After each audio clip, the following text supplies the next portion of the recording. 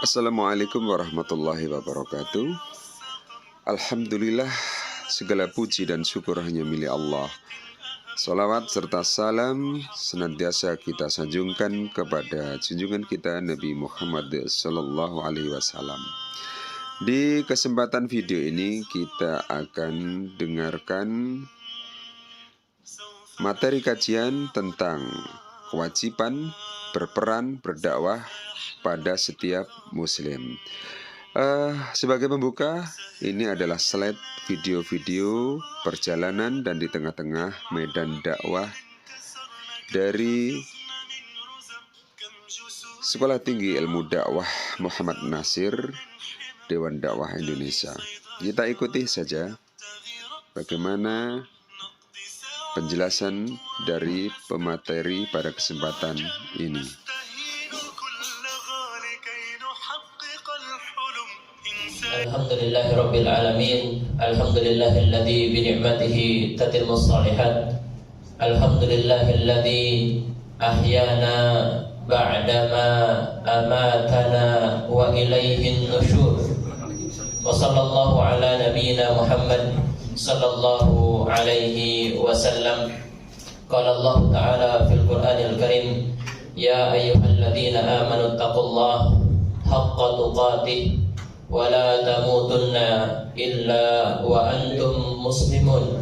Usikum wa iyaya bitaqwallah faqad fazal muttaqun wa tazawwadu fa inna khairaz zadit taqwa.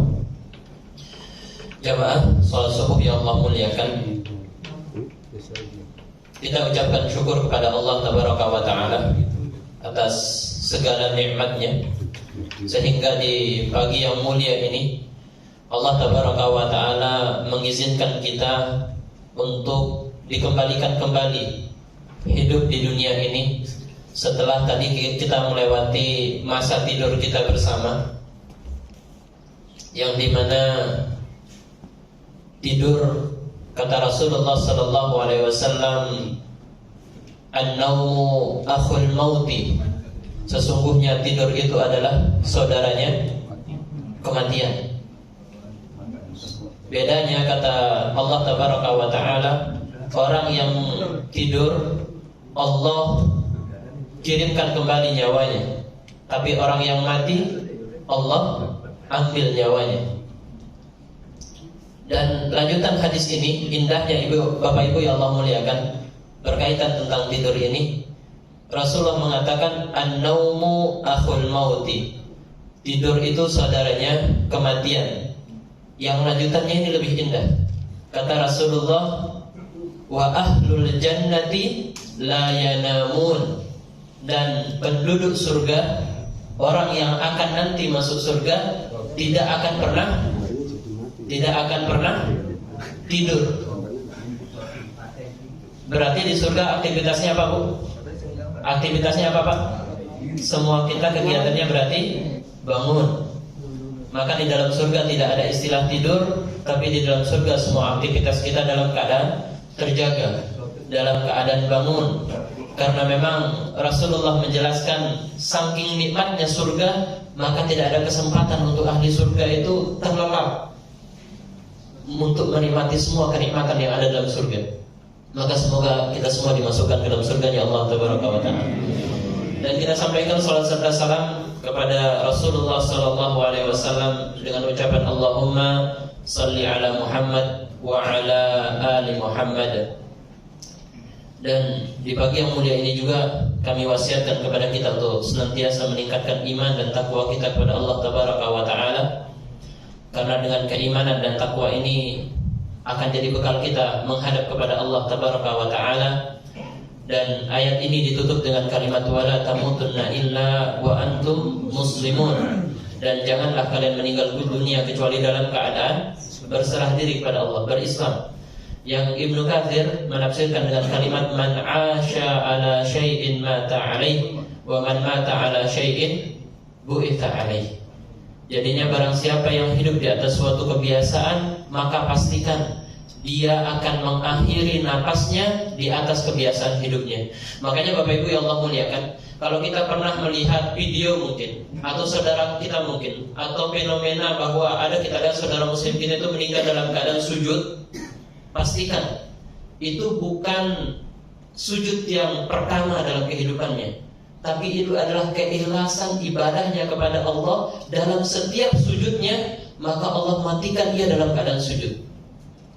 Ketika kita melihat saudara muslim kita meninggal dalam keadaan baca Al-Quran, ketahuilah itu bukan baca Al-Quran pertamanya, tapi ketahuilah itulah bacaan Al-Quran kesekiannya yang penuh dengan keikhlasan, yang hanya mencari ridha Allah, dan Allah jadikan keridoannya dengan cara dia meninggal di atas bacaan Al-Qurannya. Ketika kita melihat saudara muslim kita meninggal dalam keadaan sholat, dalam keadaan tahiyat, sedang mengucapkan kalimat asyhadu an la ilaha illallah wa asyhadu anna muhammadar rasulullah, kemudian meninggal dunia, ketahuilah itu hadiah yang Allah berikan karena keikhlasan ketaatannya selama ini kepada Allah tabaraka wa taala. Maka pesan kedua setelah pesan takwa di kajian subuh kita yang mulia ini adalah pembahasan tentang pesan tentang kebiasaan hidup kita. Karena kejujuran tentang kebiasaan hidup antara diri kita dengan Allah tabaraka wa taala yang akan menentukan bagaimana akhir kehidupan kita.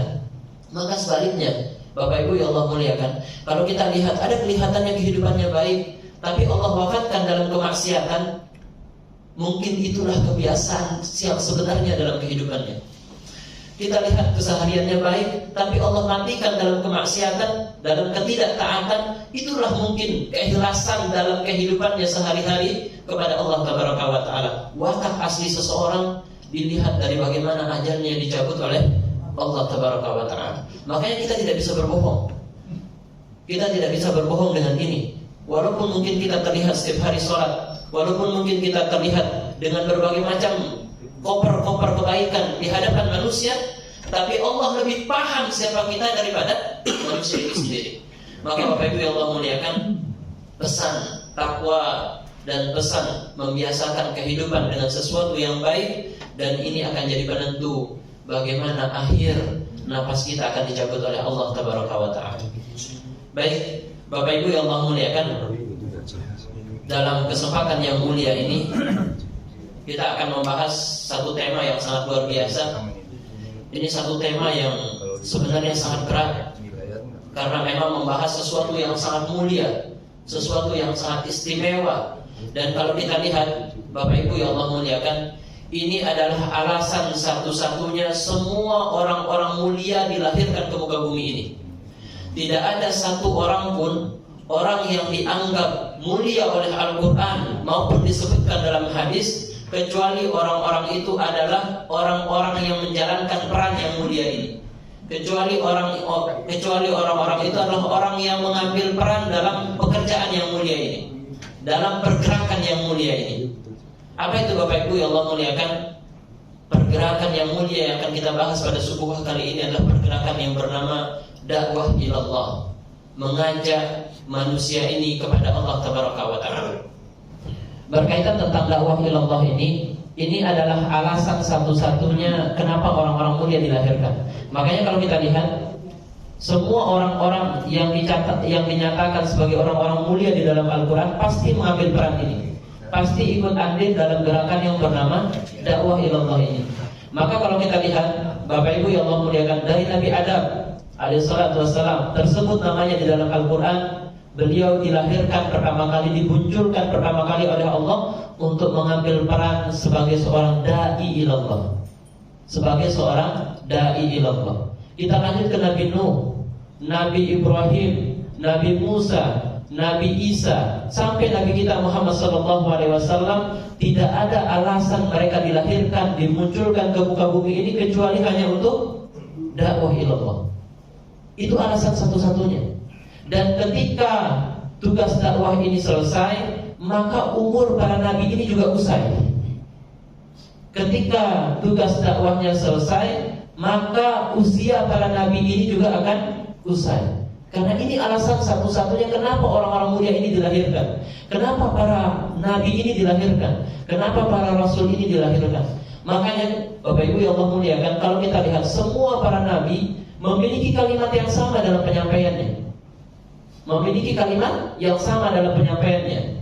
Qul la ilaha illallah tuflihun. Ini kalimat yang disampaikan oleh semua para nabi. Katakanlah, tidak ada yang berhak untuk diibadahi, disembah kecuali Allah, maka kalian pasti akan beruntung. Maka Bapak Ibu yang Allah muliakan, ini yang disampaikan oleh semua para nabi. Dan karena untuk mengarahkan manusia ini kepada Allah Tabaraka wa Ta'ala lah, semua para nabi ini merasakan beratnya ujian dalam hidup, beratnya cobaan dalam hidup. Makanya kalau kita dengar kisah-kisah para nabi, Bapak Ibu yang Allah muliakan, bagaimana Nabi Ibrahim alaihissalam sampai dibakar hidup-hidup oleh Namrud laknatullah alaih. Karena alasannya satu, mengajak manusia ini kepada Allah Tabaraka wa Ta'ala. Kalau Nabi Ibrahim itu hidupnya seperti kita normalnya, tidak ada aktivitas dakwah, tidak ada aktivitas memerintahkan kepada yang ma'ruf, mencegah daripada yang mungkar, maka kehidupan Nabi Ibrahim akan tenang, tidak akan pernah dibakar oleh Namrud laknatullah alaih. Kalau kita lihat Nabi Musa alaihissalam dikejar-kejar oleh Fir'aun laknatullah alaih, sampai mau dibunuh oleh Fir'aun laknatullah alaih. Alasannya, penyebabnya juga satu, karena Nabi Musa mengajak Fir'aun kepada Allah Tabaraka wa Ta'ala. Ketika aktivitas ini ditinggalkan, maka Nabi Musa tidak akan pernah diganggu sama Fir'aun. Begitu juga dengan nabi-nabi yang lain. Nabi Zakaria sampai mengorbankan nyawanya karena mengajak manusia ini kepada Allah Tabaraka wa Ta'ala. Nabi Yahya sampai juga mengorbankan nyawanya karena mengajak manusia ini kepada Allah Tabaraka wa Ta'ala. Begitu juga dengan nabi-nabi yang lain. Nabi Isa sampai diangkat oleh Allah ke atas langit karena mau dibunuh oleh umatnya. Inilah ujian berat yang pasti akan terdapat kepada orang-orang yang mau mengambil bagian untuk mengajak manusia ini kepada Allah Tabaraka wa Ta'ala. Termasuk Nabi kita Muhammad sallallahu alaihi wasallam. Nabi kita Muhammad sallallahu alaihi wasallam karena alasan mengajak manusia ini kepada Allah, maka Nabi Muhammad dikatakan orang gila. Dilempar tubuhnya dengan bebatuan sehingga berlumuran tubuhnya Rasulullah dengan darah. Alasannya hanya satu, karena mengajak manusia ini kepada Allah Tabaraka wa Ta'ala. Kalau seandainya Bapak Ibu yang Allah muliakan, Nabi Muhammad itu hanya hidup sederhana, hidup menjadi orang baik, hidup menjadi orang amanah, tapi tidak memberikan arahan untuk orang mau taat kepada Allah Tabaraka wa Ta'ala, maka Nabi Muhammad SAW akan aman hidupnya. Karena beliau sebelum menjadi seorang nabi dikenal sebagai Al-Amin. Orang-orang kafir Quraisy menitipkan barang-barangnya. Bahkan Abu Jahal, Abu Lahab, itu semuanya menitipkan barangnya kepada Rasulullah SAW. Saking Rasulullah itu terpercaya secara adab dan akhlaknya.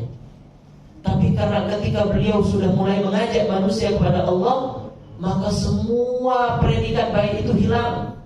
Alasannya apa? Karena beliau mengajak manusia kepada Allah Tabaraka wa Ta'ala.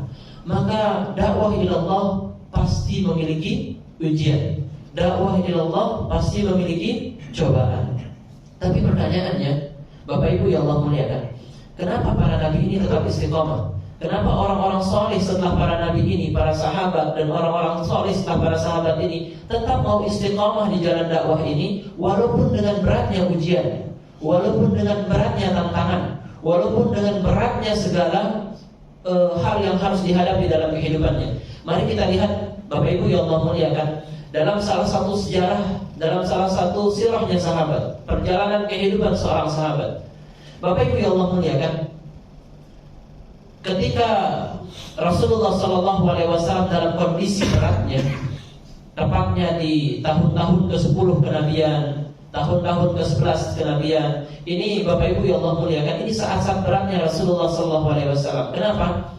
Karena di saat ini Bapak Ibu yang Allah muliakan, itu Rasulullah SAW meninggal pamannya yang menjadi pelindung dakwahnya selama ini. Meninggal juga istrinya yang menjadi pelindung dakwahnya selama ini. Makanya dikenal tahun ini menjadi tahun Amul Husni, tahun-tahun kesedihannya Rasulullah SAW. Tapi di saat yang sama, Bapak Ibu yang Allah muliakan, terdapatlah kabar gembira yang dimana ada beberapa orang membaiat Rasulullah SAW, dikenal dengan baiatul Ridwan yang pertama, baiatul Aqabah yang pertama, baiatul Aqabah yang pertama. Di saat itu, Bapak Ibu yang Allah muliakan, ada kurang lebih sekitar beberapa orang dari Ansar, beberapa orang dari Madinah itu mengatakan kepada Rasulullah beriman di saat musim haji. Maka di saat yang sama, Bapak Ibu yang Allah muliakan, Rasulullah SAW karena sudah melihat ada beberapa orang masuk Islam, di saat yang sama Rasulullah mengutus dai pertama untuk membina orang-orang yang sudah masuk Islam di lokasi tersebut. Siapa dia? Dia adalah seorang sahabat yang mulia, yang masih sangat belia, masih sangat muda. Namanya Mus'ab ibnu Umair, seorang anak dari orang tua yang kaya raya, yang kemudian meninggalkan semua bentuk kehidupan mewahnya untuk menerima amanah dari Rasulullah SAW. Berangkatlah Mus'ab bin Umair, Bapak Ibu yang Allah muliakan, menuju satu wilayah, satu kota yang bernama Yathrib, karena sudah masuk Islam beberapa orang di sana. Yang memulai masuk Islam namanya As'ad ibnu Zurarah. Kemudian sampailah Mus'ab bin Umair ke rumahnya As'ad ibnu Zurarah, yang harus perjalanannya kurang lebih sekitar 430 kilo perjalanan dari Mekah menuju lokasi yang namanya Yathrib ini. Perjalanan waktu itu tidak ada kendaraan, menggunakan jalan kaki dan maksimal bisa menggunakan unta. Sampai setelah kurang lebih 7 hari perjalanan, Bapak Ibu yang Allah muliakan, ini nanti kalau kita lihat video-video para dai, persis mirip seperti bagaimana konsep dakwahnya Mus'ab bin Umair. Perjalanan berat, kondisi medan yang luar biasa. Dan selanjutnya, Bapak Ibu yang Allah muliakan, sampailah Mus'ab bin Umair di daerah yang namanya Yathrib ini. Di sana, Bapak Ibu yang Allah muliakan, mulailah Mus'ab bin Umair mengetuk pintu-pintu rumah-rumah orang-orang yang ada di daerah tersebut, di daerah Yathrib ini. Kemudian setelah mengetuk pintu-pintu mereka, menyampaikan tentang Islam kepada mereka, ada yang menerima, ada yang menolak. Sampai singkat cerita, Bapak Ibu yang Allah muliakan, kumpullah beberapa orang di sebuah tempat, di sebuah lokasi. Yang di tempat dan lokasi ini Mus'ab bin Umair mendakwahkan Islam. Mendakwahkan Islam. Singkat cerita, Bapak Ibu yang Allah muliakan, di saat beliau sudah mengumpulkan beberapa orang tersebut, datanglah seorang yang menjadi pemimpin salah satu suku di daerah Yathrib ini. Namanya Usaid bin Khudair, dengan membawa tombaknya, yang berharap dan berkeinginan membunuh Mus'ab ibn Umair dan As'ad ibn Zurarah, yang membawa agama baru ke tempat mereka, ke wilayah mereka. Sampai di sana, Bapak Ibu yang Allah muliakan, apa yang terjadi? Usaid bin Khudair mengatakan kepada Mus'ab bin Umair dan As'ad ibn Zurarah, kalau kalian masih sayang dengan nyawa kalian, kalau kalian masih sayang dengan kehidupan kalian, maka segera tinggalkan tempat ini dan jangan pernah kembali ke sini.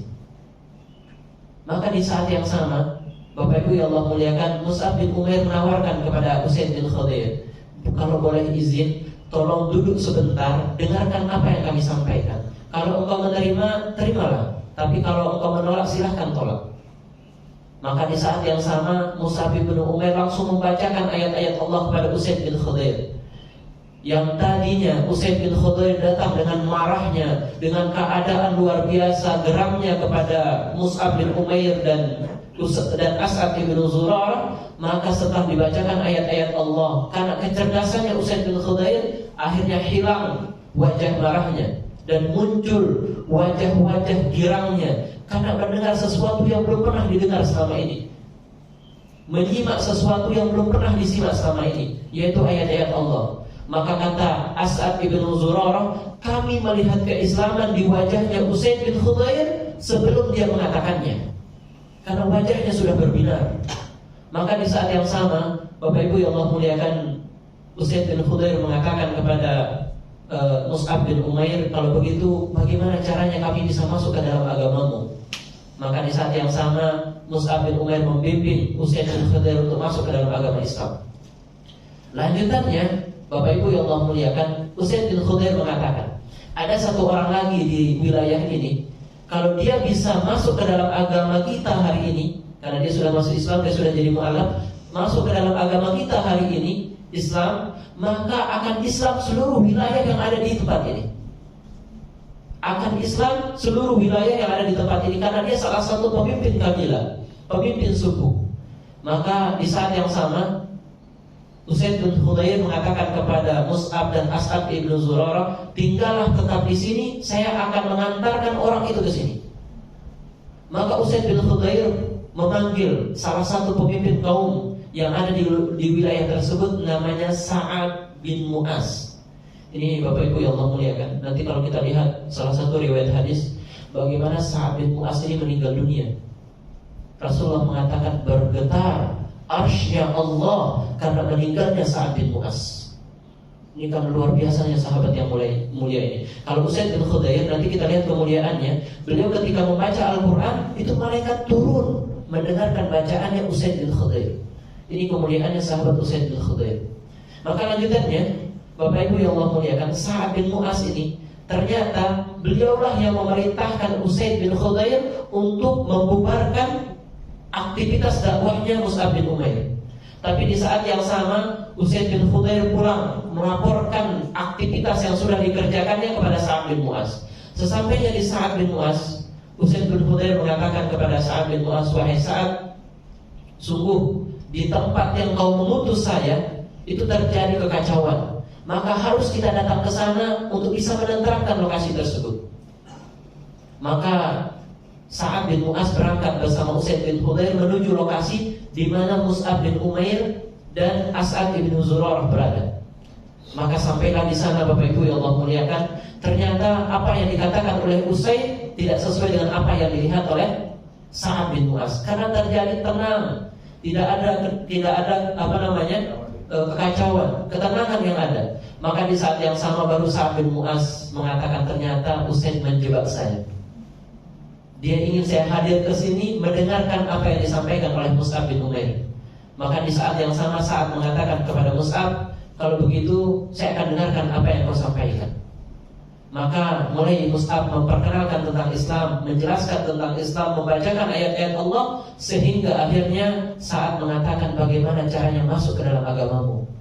Maka di saat yang sama Sa'ad langsung mengatakan, asyhadu an la ilaha illallah wa asyhadu anna Muhammadar Rasulullah.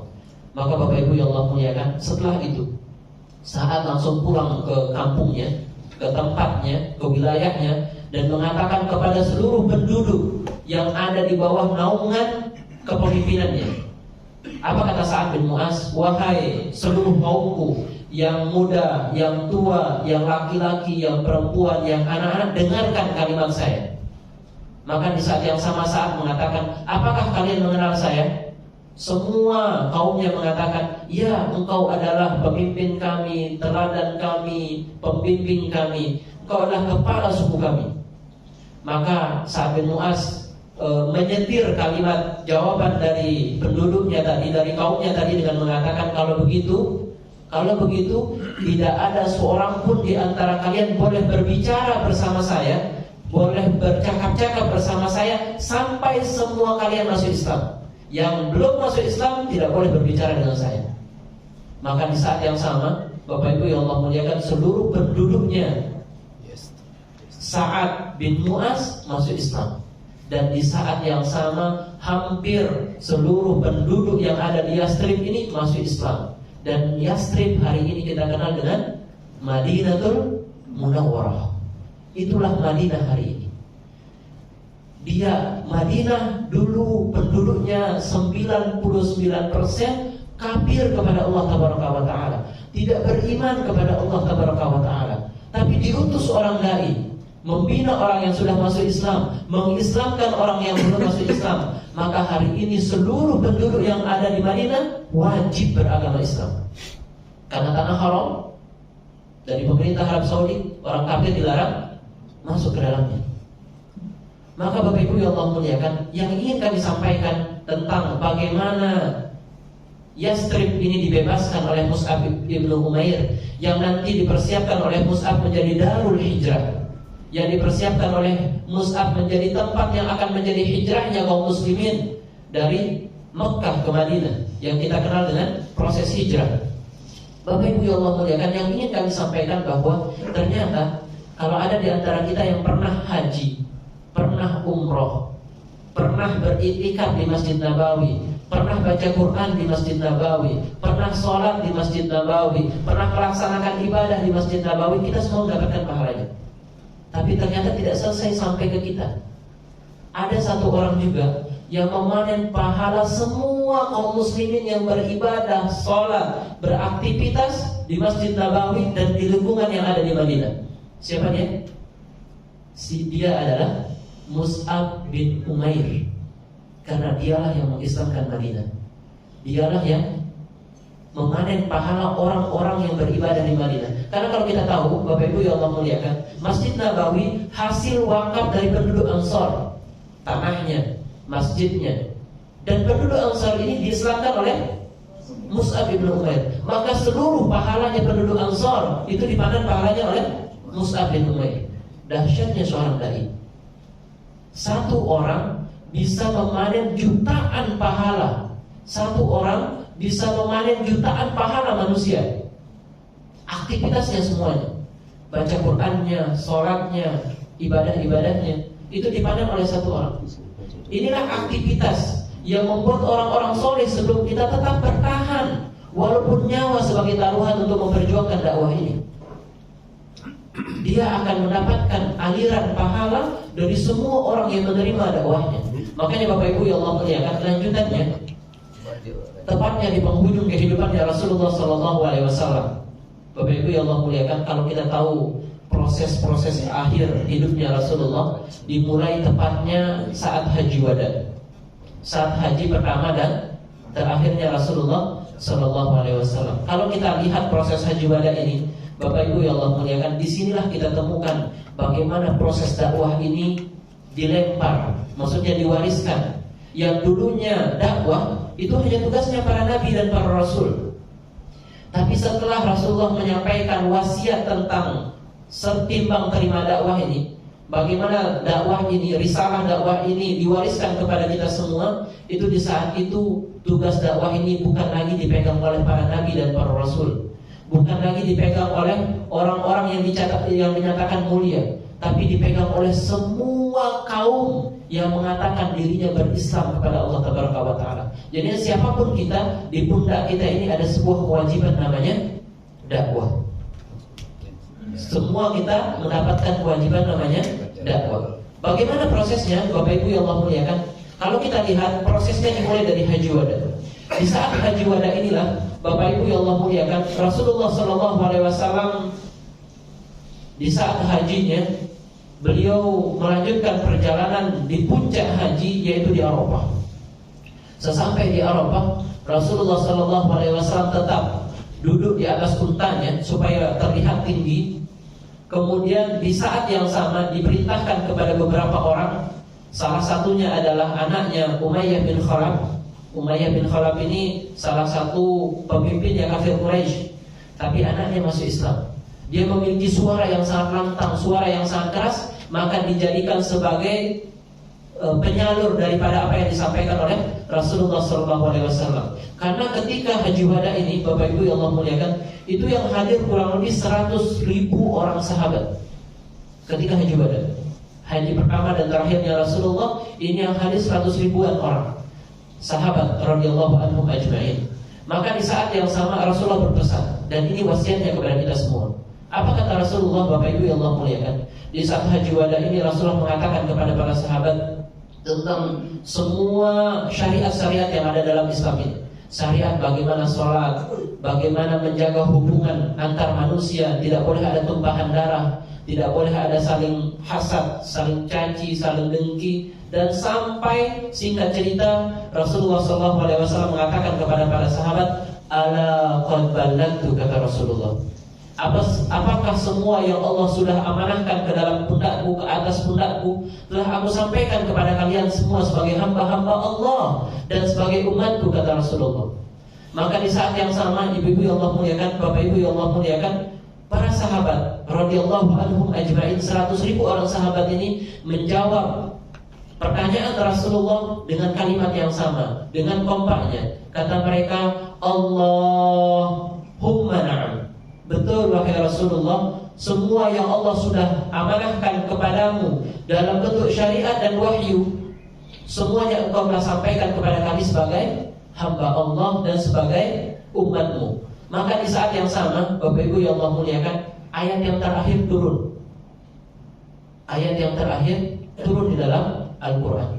Maka ini menandakan satu ciri-ciri ketika ayat yang terakhir turun. Ini menandakan tugas kenabian tinggal bentar selesai. Ketika tugas kenabian tinggal bentar selesai, maka selanjutnya umurnya Rasulullah tinggal sebentar lagi akan usai. Maka Bapak Ibu yang Allah muliakan, ayat yang terakhir turun di saat khutbahnya. Apa kata Allah Tabaraka wa Ta'ala? Allah berfirman, Al-yawma akmaltu lakum dinakum wa aslamtu alaikum ni'mati wa raditu lakumul islama dinan. Maka Islam disempurnakan.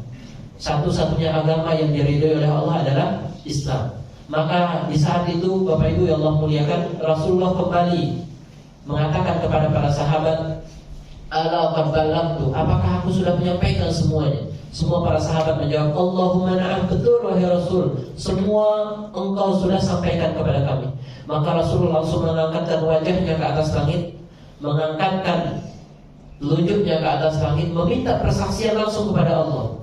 Rasulullah mengatakan kepada Allah Tabaraka wa Ta'ala, Allahumma syahad, ya Allah, hari ini saksikan ya Allah, hari ini tolong persaksikan ya Allah, semua amanah yang kau telah berikan kepadaku dalam bentuk syariat dan wahyu sudah aku sampaikan kepada hamba-hambamu. Saksikan ya Allah. Maka di saat yang sama, Bapak Ibu yang Allah muliakan, Rasulullah mengatakan kepada para sahabat, semua para sahabat sudah mulai bersedih, meneteskan air matanya, mengalir air mata mereka karena mengetahui ayat yang terakhir turun, tugas kenabian sudah mulai usai, maka umur Rasulullah akan segera selesai. Maka para sahabat mulai meneteskan air matanya. Di saat yang sama Rasulullah berpesan sebuah wasiat yang juga tersampaikan kepada kita hari ini. Apa wasiatnya Rasulullah SAW? Rasulullah mengatakan, Balik minkumus syahid ila minkumul ghaib.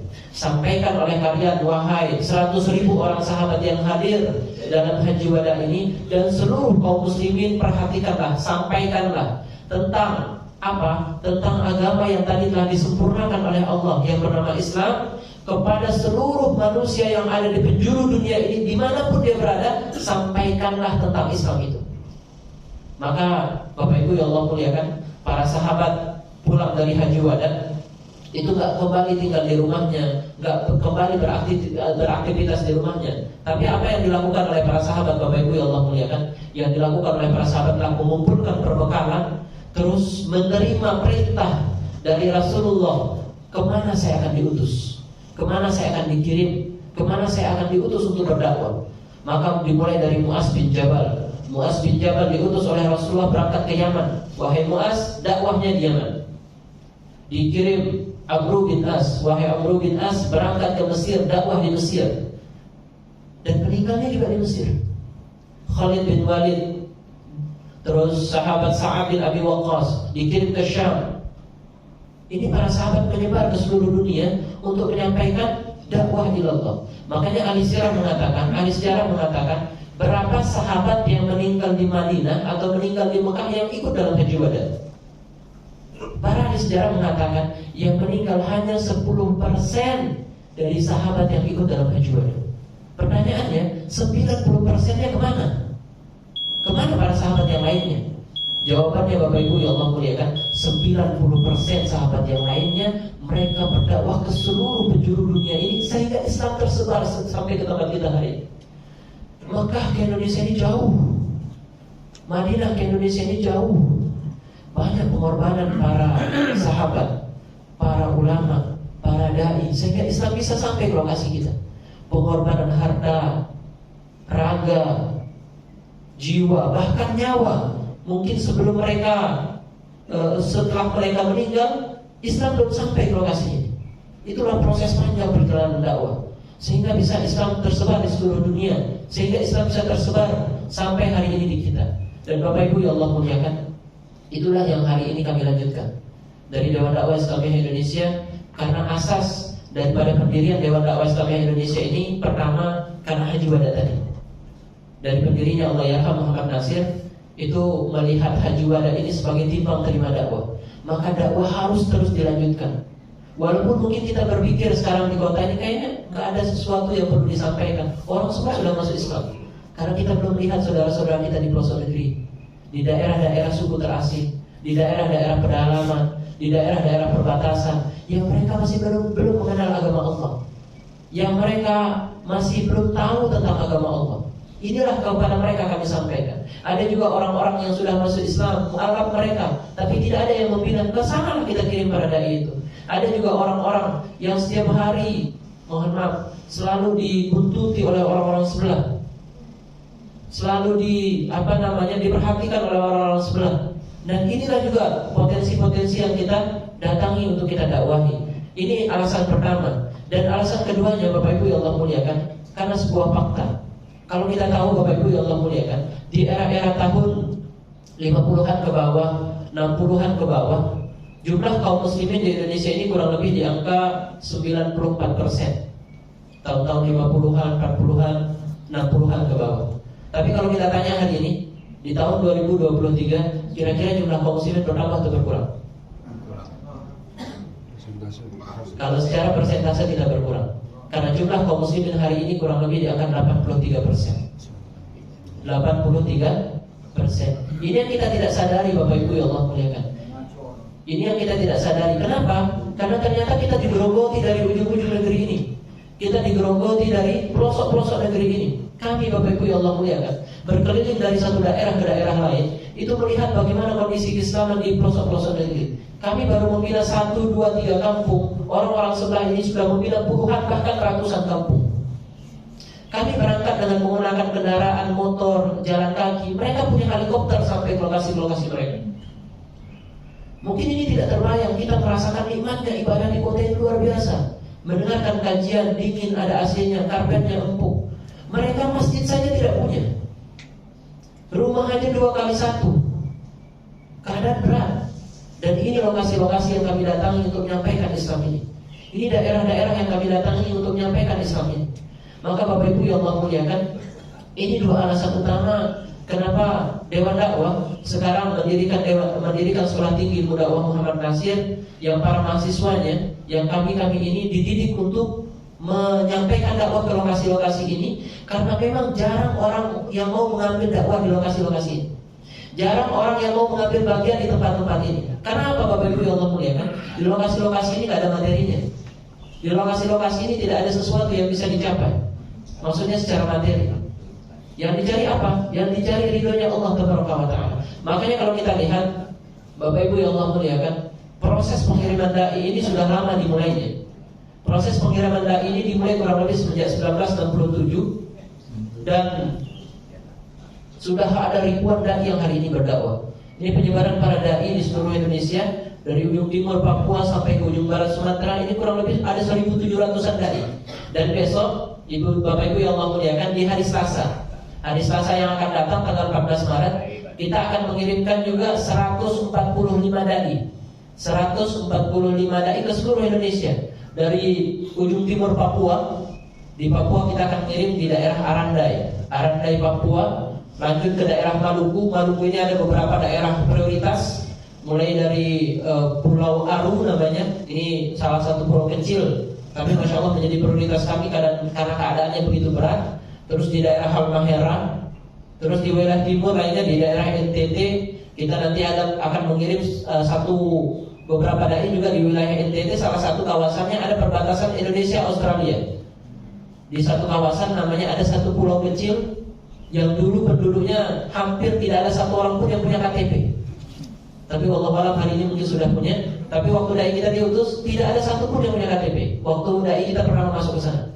Namanya Pulau Kera, di wilayah Nusa Tenggara Timur. Nah terus di wilayah Nusa Tenggara Timur juga ada beberapa titik. Baru nanti kita lanjutkan ke daerah yang lain. Daerah yang lebih barat, Sulawesi itu beberapa titik, Lombok sampai Sumatera ujung, yaitu Aceh. Ini proses pengiriman para dai Bapak Ibu yang Allah muliakan. Dan ini besok yang salah satu dari dai kita yang ada di masjid, yang besok juga akan diutus di antara 145 dai yang berangkat di tanggal 14 yang akan datang. Maka Bapak Ibu yang Allah muliakan, mungkin kita tonton satu video aja, boleh Pak? Kita tonton satu video. Insya Allah kalau penyampaian tentang dakwah pedalaman nanti ada waktu khusus. Ini kita lebih fokus ke kajian tentang dakwah. Ini kita lihat Bapak Ibu yang Allah muliakan. Ini satu video, mungkin ada beberapa bapak-bapak yang pernah nonton juga. Ini cuplikan daripada dai di seluruh Indonesia dalam dakwahnya.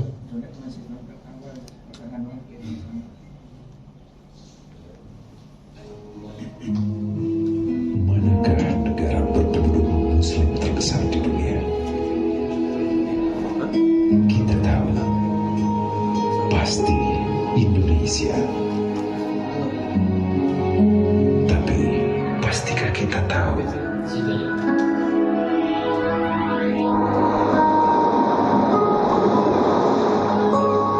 proses penyebaran para dai di seluruh Indonesia, Bapak Ibu yang Allah muliakan. Ini lokasi-lokasi yang memang jadi prioritas kami, yang mungkin jarang tersentuh oleh para dai yang ada di kota. penduduk dunia menjadikan Islam sebagai agama mereka? Indonesia menjadi tempat tinggal sekitar 12,7% dari total Muslim di dunia. Tidak semua saudara Muslim kita dapat leluasa memilih hidup di kota. Sebagian tersebar di antara 13.466 pulau di Indonesia. Nah, ini salah satu proses perjalanan yang dilakukan. Ini di daerah Mentawai, Sumatera Barat. Indonesia dibanding negara lain di kawasan Asia Ini Tenggara, Pulau Kera yang tadi kita sampaikan. infrastruktur di Indonesia Kalimantan. masih merupakan yang paling lemah.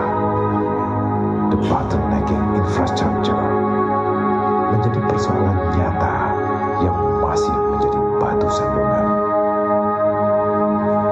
Melihat kondisi ini, maka Dewan Dakwah Islamiyah Indonesia mengambil peranan strategis dan taktis dengan pengiriman dai ke berbagai pelosok di Indonesia. Semua Nah, ini yang kami sampaikan dulu. terlaksana dengan peran serta setiap pihak yang merasakan samanya kebutuhan Yang membangun memulai dakwah pertama di Indonesia Pulau Kera ini. melalui gerakan dai di pedalaman.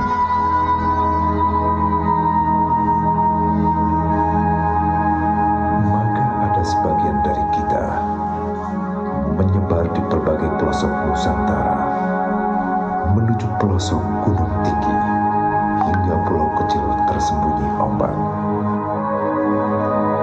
Mereka memilih, bukan dipilih, bekerja untuk memberi tauladan, bukan idola.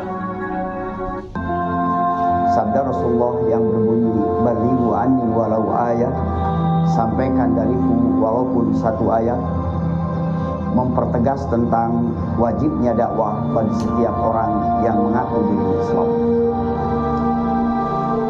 Adakah yang merasa berat menjalankan amanah berbagai petunjuk? Adakah yang merasa dirinya sudah terlalu lelah untuk melangkah? Adakah yang meragukan pada pertolongan Allah, membangun iman, dan berdayakan umat? Jika semua cerita ini tidak asing bagi kita, asingkah kita untuk berjuang bersama menegakkan Islam sebagai rahmatan lil alamin?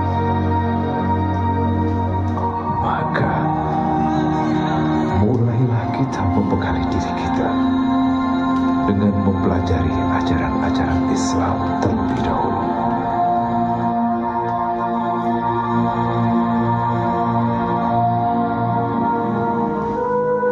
Sebab kelak hanya pertolongan Allah yang kita harapkan. Maka mulailah kita menolong agama Allah. Kita pun dapat berdakwah melalui rezeki yang diberikan Allah kepada kita untuk bersama dengan para dai di pedalaman menggapai ridho Allah. Kini kita tahu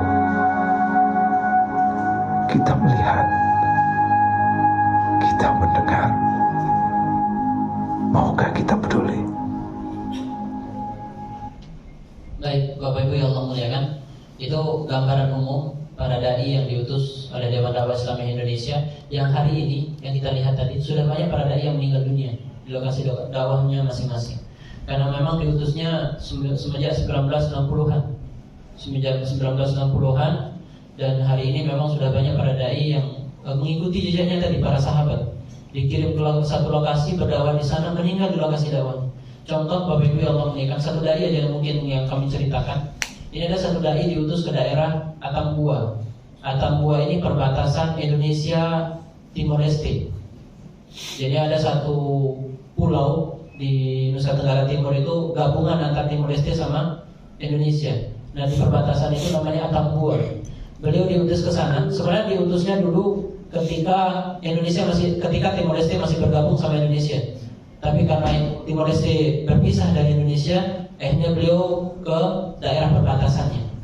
Maka di saat yang sama, Bapak Ibu yang Allah muliakan, dai ini sudah membina kurang lebih puluhan tahun di daerah itu. Singkat cerita, kemarin qadarullah beliau harus dioperasi karena memiliki penyakit di perutnya. Memiliki penyakit dalam perutnya, kita bawa ke Jakarta.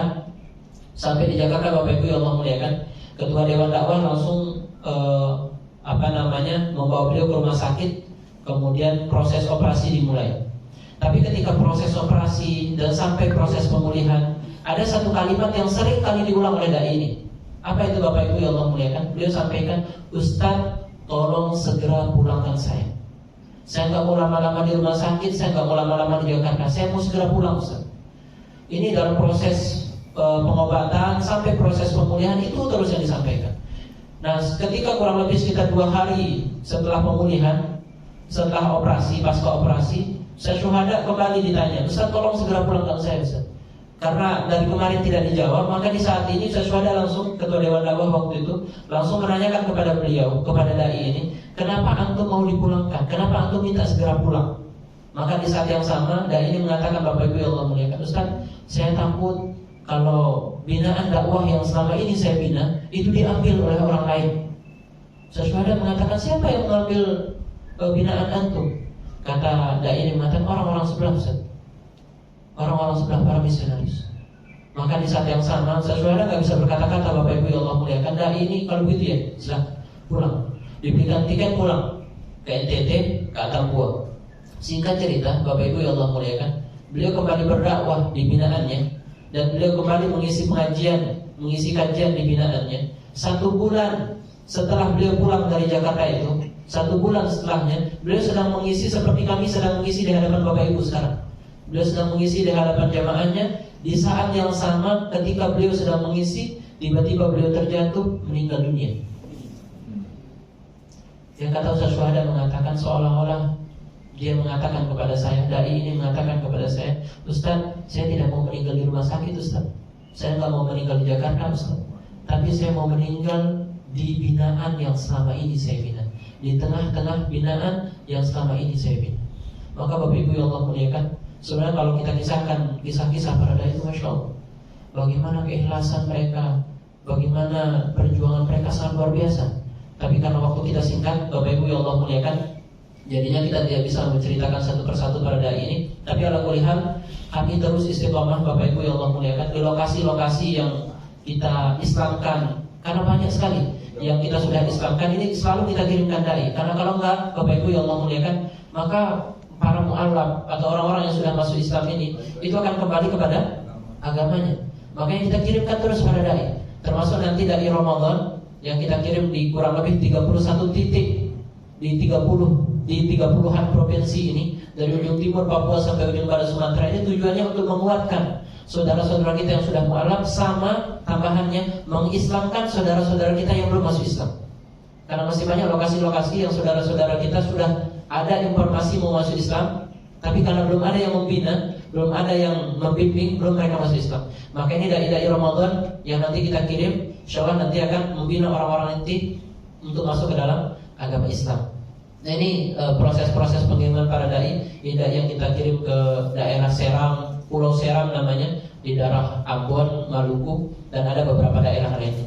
Baik Bapak Ibu yang Allah muliakan, ini yang bisa kami sampaikan, dan kami mengajak kepada kita semua untuk ikut serta untuk ikut serta mendukung dakwah ini dengan doa-doa terbaik kita, dengan harta-harta terbaik kita, dengan apapun yang kita bisa miliki untuk membantu perjuangan dakwah. Karena besok ini kita mau berangkatkan hari Selasa, insyaallah nanti kita mengundang juga DKM di Masjid Al-Iman untuk bisa hadir. Hari Selasa kita akan mengirimkan 145 dai dan da'iyah ke seluruh Indonesia. Nanti semoga ada perwakilan yang bisa menyaksikan bagaimana pengiriman para dai ini. Dan Bapak Ibu yang Allah muliakan, ini hari ini kita masih kekurangan dana untuk keberangkatan. Jadi kita hitung satu orang ini untuk keberangkatannya kurang lebih 2 juta rupiah. Ini masih kurang dananya. Nanti kalau ada Bapak Ibu yang ingin mengambil pahala jariah, karena kata Rasulullah, man jahaza ghaziyan fi sabilillah faqad ghaza. Barang siapa yang mendukung dakwah ini, keberangkatan para dai jihad di jalan Allah, walaupun dia tidak ikut berangkat, yang tadi disampaikan sama moderator kita, walaupun dia tidak ikut berangkat, insya Allah dia mendapatkan aliran semua pahala yang didapatkan oleh para dai ini. Dengan cara apa? Mendukung keberangkatan para dai. Mungkin nanti ada yang ingin ikhtiar, Ustaz saya ingin berangkatkan 2 orang dong, 3 orang, 5 orang, 10 orang, 1 orang, dipersilakan. Bapak Ibu yang Allah muliakan, semoga dengan itu kita bisa menjadikan sebagai amal jariah kita. Dan mungkin kalau ada yang ingin diniatkan untuk orang tuanya yang sudah meninggal dunia, karena kata Allah Tabaraka wa Ta'ala, laula akhartani ila ajalin qarib la asaddaq. Kalau seandainya semua orang yang sudah meninggal dunia berbicara kepada Allah, bisa berbicara kepada Allah, meminta kesempatan, mereka akan sampaikan, ya Allah bangkitkan saya ke dunia, saya ingin bersedekah di jalan Allah. Karena itu yang ternyata dirasakan pahalanya mengalir ke alam barzah dan alam kubur. Silakan Bapak Ibu yang Allah muliakan, nanti yang ingin mendukung di sini ada dai kita yang insyaallah akan berangkat. Tadi juga kalau nggak salah sudah ada brosur yang dibagikan, itu bentuk daripada dukungan dakwah yang bisa kita lakukan untuk para dai. Baik Bapak Ibu yang Allah muliakan, sekian gambaran proses dakwah yang bisa kami sampaikan. Semoga kita bisa mendapatkan inspirasi, bisa mendapatkan kekuatan iman, ketambahan rasa syukur kepada Allah Taala. Dan kalau ada Bapak Ibu yang Allah muliakan yang ingin bertanya, kami persilakan. Kita buka kurang lebih 5 menit. Setelah itu nanti kita tutup. Ada Pak, Bu yang ingin bertanya? Cukup? Cukup sebenarnya? Tidak ada? Baik, kalau tidak ada yang bertanya, Bapak Ibu yang Allah muliakan, kami tutup dengan doa kafaratul majlis. Subhanakallahumma wa bihamdika asyhadu an la ilaha illa anta astaghfiruka wa atubu ilaik. Wassalamualaikum warahmatullahi wabarakatuh.